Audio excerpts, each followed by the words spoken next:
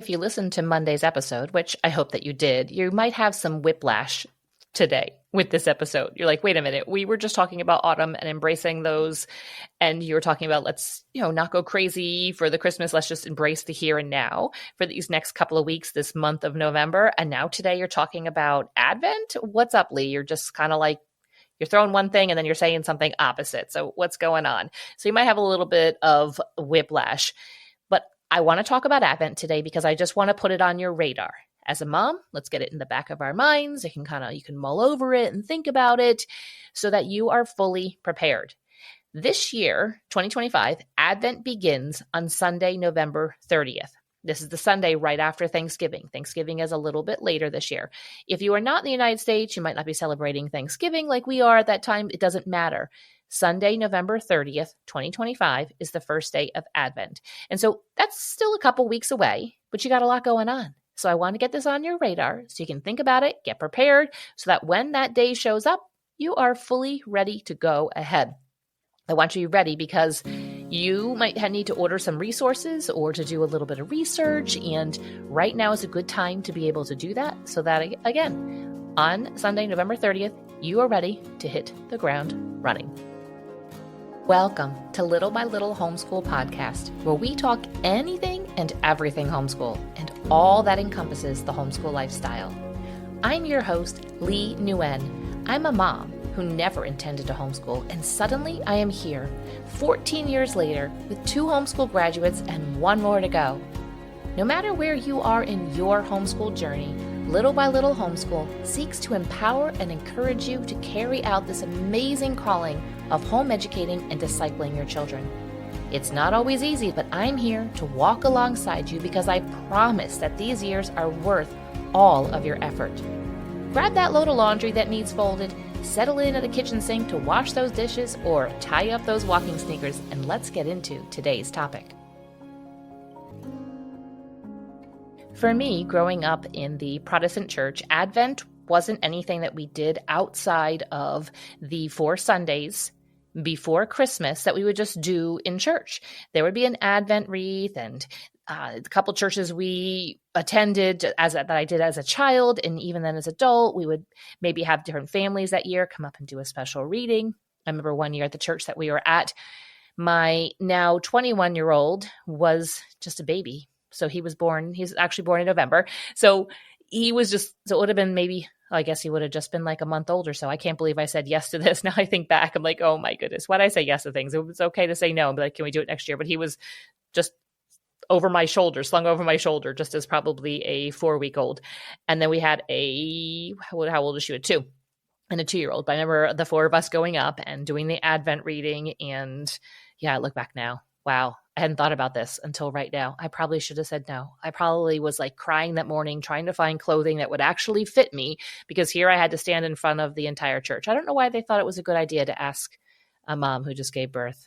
Oh, well. Anyway, here we are. I made it. We did it. And so to me, that was what Advent was. It was just something that you did in church until about 15 years ago, which is when we started homeschooling. And I started to realize all of the things that we could do during the day because we didn't have to separate out. And there wasn't a difference between school and home. It was just us living our life and educating while we were doing it, whether that was formal education with curriculum or it was informal. It was just kids being curious. It was probably about 15 years ago that I started to see that, oh, there's resources, there's things that we can do at home. Now, you listening might be like, well, of course there are, but life was a little bit different then. We didn't have as much access to all kinds of things on the internet. And so now Advent is just a part of our Christmas celebrations. It's just what we do. It has grown, it has changed, it has adjusted as the different seasons in life and with things that we have going on. And I think that's really an important key point to this, is that look at this Christmas and what can you do this Christmas when it comes to Advent. Maybe last year you were able to do a lot more, or maybe you were not able to do a lot. Let's look just right now. You don't have to recreate what you did last Christmas. You can if you want. but let's look realistically at like what's going on right now. And I think that if I was to hold on so tight to the way that we did Advent just even 10 years ago to now, my kids would maybe conveniently not be around during those times. And at this season of life, we will do it in the evenings around dinner time because everybody tends to be home. But I'm going to get ahead of myself. It now is a part of our Christmas celebration, and it's also a part of our family culture. And I think that it really helped my husband and I to see that we could spend a lot of time in the month of December reading God's word and talking about the gospel. And it just kind of caught on. Well, we don't have to just do this in December. We can do this in January, February, March, April, May, all the months of the year. And so that really helped me to realize that this is a daily thing. This is something that we consistently talk about the gospel in Jesus. And it doesn't have to just be separated out into this one specific month. So today I'm going to talk real quick with you about how to choose a resource. Now, in episode 101, which was a couple of years ago, I shared some of my family's favorite Advent resources. Do not pause this episode and go listen to that yet. I want you to listen to that episode afterwards, after you get like a little bit of a ground floor and get some questions and some things to think about, and then go ahead and listen to episode 101. I know that since then, there are many more resources. And even since we stopped doing children's resources, there are still way more out there than I even can fathom.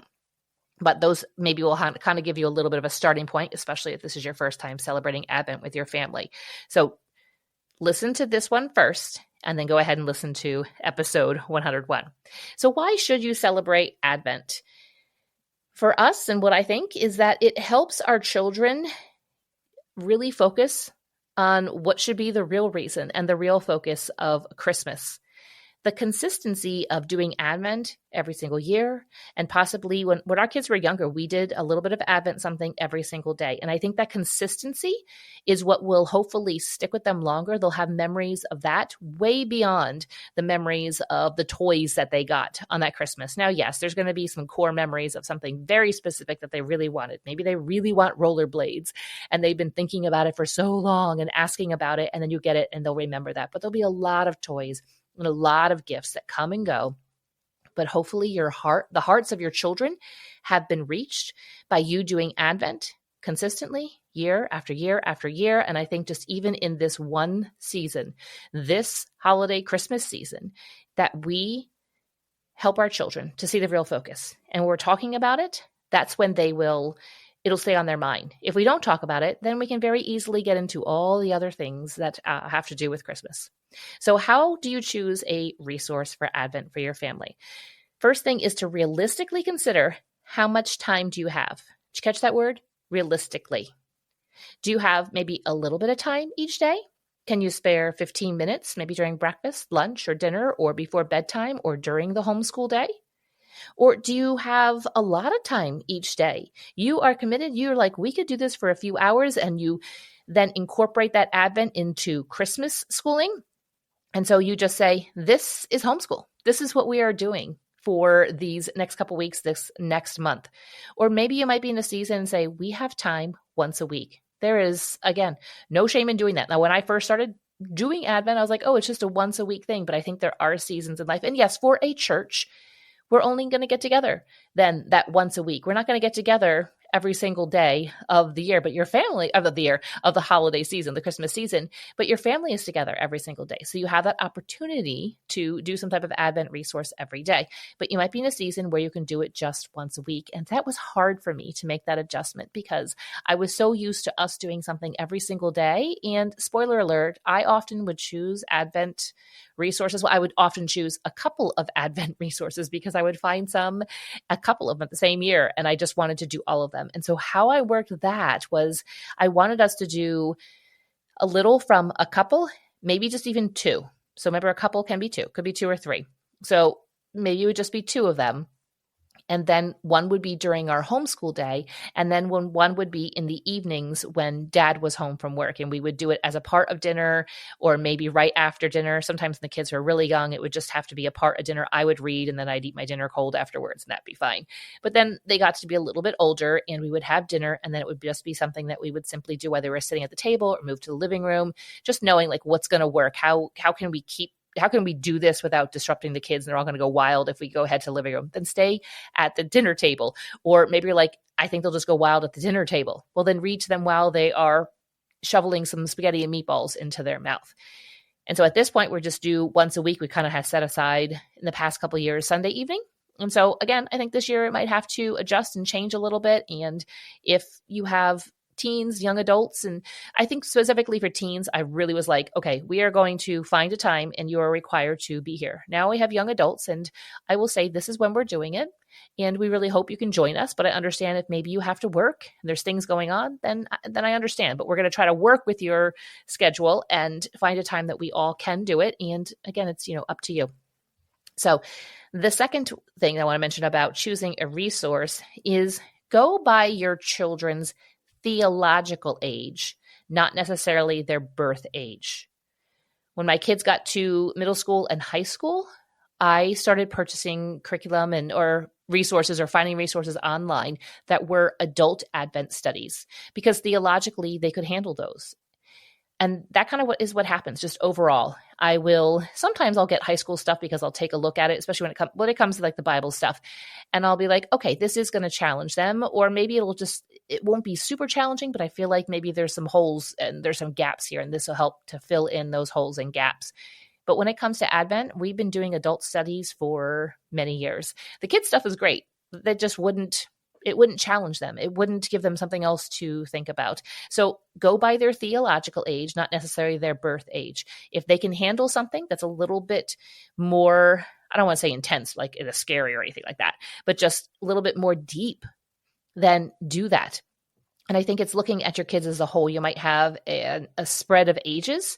And I don't think we need to be afraid of speaking a little bit higher theologically than some kids can understand that maybe your younger ones can understand. That's okay. They will pick up on things. And so when my two older were a bit older, maybe middle school, early elementary school, I was like, we are going to do adult studies. And so even though my youngest was probably late elementary school at that point, he went along and did those. There's nothing inappropriate in them at all. So go by their theological age, not necessarily their birth age. Number 3, I would like you to consider when you're choosing a resource is how much are you willing to invest as the homeschool mom, or just mom in general. Now, this has to do with time and money. Maybe you don't have much of a budget. There are free resources out there, and they are just as good. Or maybe you say, you know what? I've got $20, I got $30, I got $50. You can find something that will fit into that budget. But let's specifically more so now talk about time. How much time are you willing to invest? Do you want to do some type of resource that is going to require you to do some type of prep outside of it? And you're like, yeah, I'm all in. I'm totally willing to do that. Then find that type of resource. But you might say, you know what? I need something that's just a pick up and go. And maybe it is a pick up a book and we read through something, or it's a video series you watch online, or it's a combination of a book and a video, and you don't have to do any prep. You don't have to think about anything beforehand. Then do that type of resource. And the last thing I'd like you to consider is when you're choosing your Advent resource is to choose what you are going to follow through with. Not something that everybody else is doing or something that looks really great. Really take a look at it and say, am I willing to follow through with this? Now, you might not always feel motivated to follow through with it, but if it is something, again, you choose something like, oh, I have to cut out this stuff, I have to prep this stuff, we're doing arts and crafts and all these things, and you know that that's just not going to work for this season. Maybe you have a lot of things going on. I know the holiday season can be really busy, or you just aren't that type of mom. Don't purchase that type of curriculum, that type of resource. Don't do that type of Advent study because you're going to be setting yourself up for failure. But just admit, I think basically it is just admit what you can do this year, this season. Maybe next season will be different. Or maybe last season you were able to do all those cutout kind of things. But now this year you have a lot that you are committed to. You have a bunch of traveling to do, or maybe you had a baby and you just say, realistically, what are you willing to follow through with? Don't waste your time or your money on something that you aren't going to use. Now, maybe you purchase something already, or you do purchase something. You're like, this is too much. It's not a waste. Put it aside. Pack it up when you pack up all your Christmas stuff, because possibly it's something that you can use at a future Advent season. So be realistic and take a look at what you're willing to follow through with and what you're willing to do. And maybe you might say, okay, I'm willing to do this, but it's going to be, all right, let me put it this way. You might say, I'm willing to do this, but I can't do this and our full homeschool schedule. Then cut out some of the things. Maybe you cut out some things. Maybe just say, okay, we are going to do our reading. I'm going to have them doing their reading and a little bit of grammar, whatever it is in your language arts, and some math. But we're going to cut out the geography. We're going to cut out the science. We're going to cut out the history. And we're going to do this Advent study instead. That is very reasonable to do. So I hope this has given you some ideas. Again, now go listen to episode 101 for some resources for you, but consider these questions. Hopefully maybe you've written them down. If you didn't, go back real quick and listen and, kind of skip through and write down those questions and consider those before you decide which resource you are going to use. I'm going to be sharing a bit more about Advent and Christmas and all kinds of stuff and tips and everything. In my weekly newsletter, I call it 2-Tip Tuesday, and it drops into your inbox every single Tuesday. And there's just some kind of behind the scenes. I share some photos, just things of little by little homeschool, things that you aren't quite going to get here, and just some little snippets. And again, there's 2 tips in there, and I'm enjoying being able to kind of pour into you a little bit more in an email, and would love to be able to pop into your inbox. You can get that link to subscribe to that newsletter in the show notes. Enjoy the fun and the excitement of choosing something. And this is not meant to be one more thing, any type of burden to place on yourself. Think of this as a way that you can help your focus and your children's focus on the real reason of the season and Jesus and the gospel because of his birth. Enjoy, have fun, and I will see you back here on the podcast in just a few more days. Thank you so much for listening to today's episode. If it was just what you needed to hear, would you do me a favor and share it with a friend? And if you would like to connect more, social media links and more are in the show notes just for you. I promise to see you back here real soon.